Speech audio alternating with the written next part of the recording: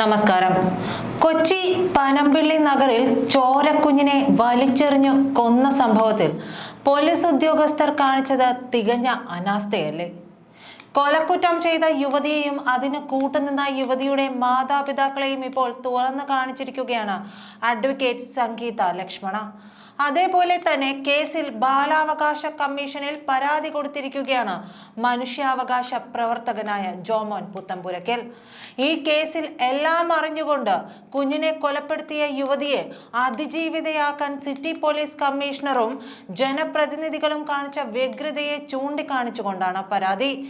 അതുതന്നെ ചൂണ്ടിക്കാണിച്ചുകൊണ്ടാണ് അഡ്വക്കേറ്റ് സംഗീത ലക്ഷ്മണയുടെ പോസ്റ്റും. Kochi city police കമ്മീഷണർക്കെതിരെ അന്വേഷണം നടത്തി നടപടി സ്വീകരിക്കണമെന്നാണ് ജോമോൻ പുത്തമ്പുരയ്ക്കലിന്റെ ആവശ്യം. സംഗീത ലക്ഷ്മണയുടെ പോസ്റ്റിന്റെ ഉള്ളടക്കം എന്താണെന്ന് നമുക്കൊന്ന് അറിഞ്ഞു വരാം. ചിത്രത്തിൽ കാണുന്നത് കൊച്ചിയിൽ സ്ഥിരതാമസക്കാരായ ഒരു കുടുംബമാണ്. 2022 ഫോട്ടോയാണിത്, അതായത് 2 വർഷങ്ങൾക്ക് മുമ്പ്.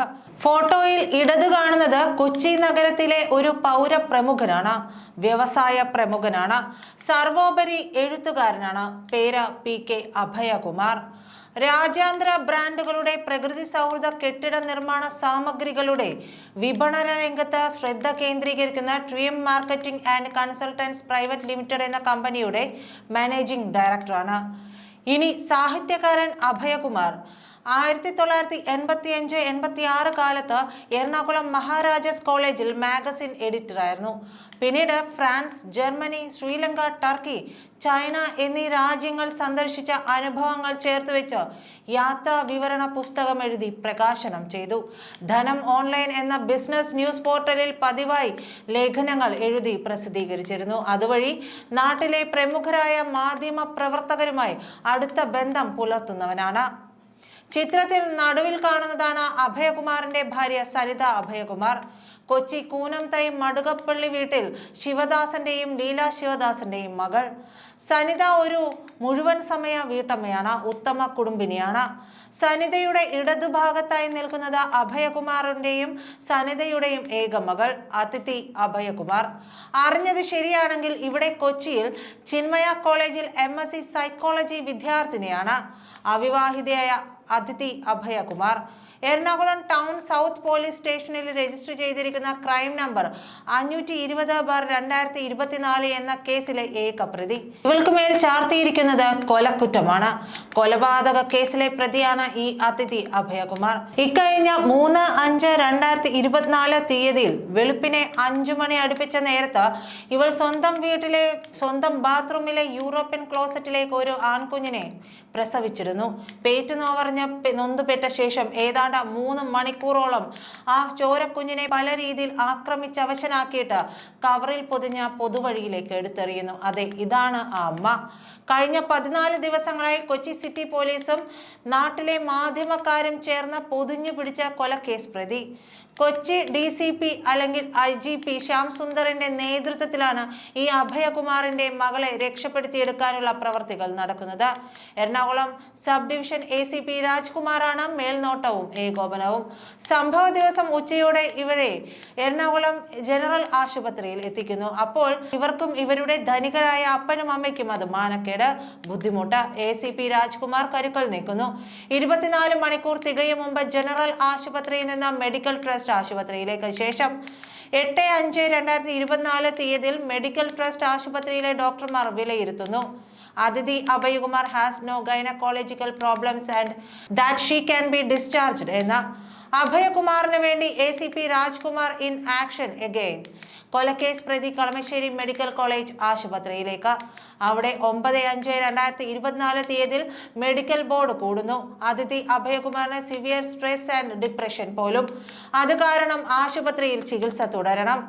അതിനിടയിൽ കൊലക്കേസ് പ്രതിയുടെ ജാമ്യാപേക്ഷ കോടതി തള്ളുന്നുമുണ്ട്. ആശുപത്രിയിൽ റിമാൻഡിൽ കഴിയുന്ന കൊലക്കേസ് പ്രതിയെ ബൈസ്റ്റാൻഡ് ചെയ്യാനുള്ള അനുമതി തേടി ഉത്തമ കുടുംബിനിയായ അമ്മ സനിത അഭയകുമാർ കോടതിയെ സമീപിക്കുന്നു. ഇതൊക്കെ നാടകമാണ്. ആശുപത്രിയിൽ ഈ കുടുംബത്തിന് വേണ്ടുന്ന എല്ലാ സുഖ സൗകര്യങ്ങളും പോലീസ് തന്നെ ചെയ്തു കൊടുക്കുന്നുണ്ട്. കോടതി ആ അപേക്ഷ നിഷ്കരുണം തള്ളുന്നു. 3 ബെഡ്റൂമുകളുള്ള അപ്പാർട്ട്മെന്റിനകത്ത് ഒപ്പം ഒരു പൂർണ്ണ ഗർഭിണിയായി ഉണ്ടായത് സ്വന്തം മകൾ കൺമുൻപിൽ ഗർഭകാലം പൂർത്തിയാക്കിയത് ഉത്തമ കുടുംബിനിയായ സനിത അറിഞ്ഞില്ല പോലും. ഇവർ എന്തൊരു അമ്മയാണെന്ന് കരുതേണ്ടിയിരിക്കുന്നു എന്ന രീതിയിൽ പോവുകയാണ് സംഗീത ലക്ഷ്മണിയുടെ post. City police commissioner Shyam സുന്ദറിനെ മുൻനിർത്തിയാണ് ഈ പോസ്റ്റിൽ മുഴുവൻ സംസാരിക്കുന്നത്. ഇതുപോലെ തന്നെയാണ് ജോമോൻ പുത്തൻപുരയ്ക്കലിന്റെ പരാതിയും മുന്നോട്ട് പോകുന്നത്. കേസിൽ ഈ കുടുംബത്തെ രക്ഷിക്കാൻ പോലീസ് നടത്തുന്ന തകൃതിയായ നീക്കുപോക്കുകളെ കുറിച്ചാണ് ജോമോൻ പുത്തൻപുരയ്ക്കലും പറഞ്ഞിരിക്കുന്നത്. ഈ പെൺകുട്ടിയെ, ഈ അതിഥി അഭയകുമാർ എന്ന പെൺകുട്ടിയെ അതിജീവിതയാക്കാൻ ശ്യാം സുന്ദർ ശ്രമിച്ചു എന്നുള്ളതാണ് ജോമോൻ പുത്തൻപുരയ്ക്കൽ പറഞ്ഞു വയ്ക്കുന്നത്. അവരെ എന്തിനാ അതിജീവിതയായി കാണണം? അതിന്റെ ആവശ്യമുണ്ടോ?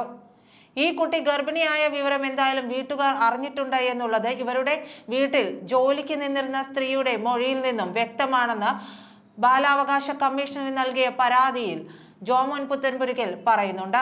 അവർ പറയുന്നത് ഈ സംഭവം നടക്കുന്നതിന് ഒരു 2 മാസം മുമ്പ് അവരെ, അതായത് ഈ ജോലിക്ക് നിന്നവരെ വീട്ടിൽ നിന്ന് പറഞ്ഞു വിടുകയാണ്, പ്രത്യേകിച്ച് കാരണമൊന്നും കൂടാതെ.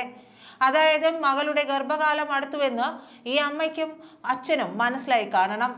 ഇവർ ഇത് അറിഞ്ഞുകൊണ്ട് തന്നെ ചെയ്ത പ്രവൃത്തിയാണ്. ഇവരെ എന്തിനാണ് നിയമത്തിന്റെ ശിക്ഷയിൽ നിന്ന് രക്ഷപ്പെടുത്തുന്നത്? എന്തിനാണ് പണത്തിന് വേണ്ടി ഒരു കൊലക്കേസ് പ്രതിക്ക് വേണ്ടി കൂട്ടുനിൽക്കുന്നത്? ഒരു വ്യക്തമായ തെളിവുകളോട് കൂടിയാണ് ഈ ബാലാവകാശ കമ്മീഷനിലടക്കം ഈ പരാതി നൽകിയിരിക്കുന്നത്. ഇതിന്റെ നടപടിക്രമങ്ങൾ എന്തായിരിക്കുമെന്ന് തന്നെ ഇനി കണ്ടറിയേണ്ടിയിരിക്കുന്നു. കാരണം ഇതും അട്ടിമറിക്കാനുള്ള ഒരു ശ്രമം നടക്കില്ല എന്നുള്ളതും പറയാനാകില്ല. ഇതുവരെയുള്ള ആ പെൺകുട്ടിയെ രക്ഷപ്പെടുത്താനുള്ള എല്ലാ നീക്കങ്ങളും നടത്തുന്നുണ്ട്. ഈ പെൺകുട്ടിയെ രക്ഷപ്പെടുത്തിയിട്ട് എന്ത് കിട്ടാനാണ്? ഒരു കുഞ്ഞിനെ നിഷ്കരണം കൊന്ന കേസിലെ പ്രതിയാണ്. ഒന്നുമില്ലെങ്കിൽ ആ കുഞ്ഞിനെ പൊതിഞ്ഞ് ഏതെങ്കിലും ഒരു പള്ളിയുടെയോ എന്തിനാ അമ്മത്തൊട്ടിലെങ്കിലും കൊണ്ടുപോയി ഇവർക്ക് കൊടുക്കാമായിരുന്നില്ലേ? എത്രയോ കുട്ടികളെ അങ്ങനെ വെക്കുന്നു. എന്തിനാണ് ആ ചോരക്കുഞ്ഞിനെ മണിക്കൂറുകൾക്കുള്ളിൽ കൊന്നുകളയാൻ നിന്നത്? മനുഷ്യർ തന്നെയല്ലേ ഇവരും? യാതൊരു മനസാക്ഷിയുമില്ലാതെ ഈ കുഞ്ഞിനെ കൊല്ലാൻ കൂട്ടുനിന്ന ഈ അച്ഛനമ്മയ്ക്കുമെതിരെ നടപടി ഉണ്ടാകേണ്ടതല്ലേ? എന്ത് കണ്ടിട്ടാണ് ഇവരെല്ലാം ഇവരെ അതിജീവിത എന്ന് വിളിക്കുന്നത്? സത്യത്തിൽ ആരാണ് അതിജീവിത എന്നുള്ളതും നാം മനസ്സിലാക്കേണ്ടതില്ലേ? ഏതൊരു കേസിൽപ്പെട്ടവരെയും എല്ലാവരെയും അതിജീവിതയാക്കുന്നത് എങ്ങനെയാണ്? അതിജീവിത എന്ന പട്ടം ചാർത്തിക്കൊണ്ട് ഇപ്പോൾ പലരും മുന്നോട്ട് വരുന്നുണ്ട്. ഇത് ശരിയാണോ? എന്തായാലും ഈ കൊലപാതക കേസ് പ്രതികളെ നിയമ നടപടി പൂർത്തിയാക്കി ശിക്ഷിക്കേണ്ടത് തന്നെയാണ്. അതിന് ഫലം കാണുമോ? ഈ ബാലാവകാശ കമ്മീഷന് നൽകിയിരിക്കുന്ന പരാതിയിലൂടെ അത് ഫലം കാണുമോ എന്ന് കണ്ടു തന്നെ അറിയണം. നന്ദി.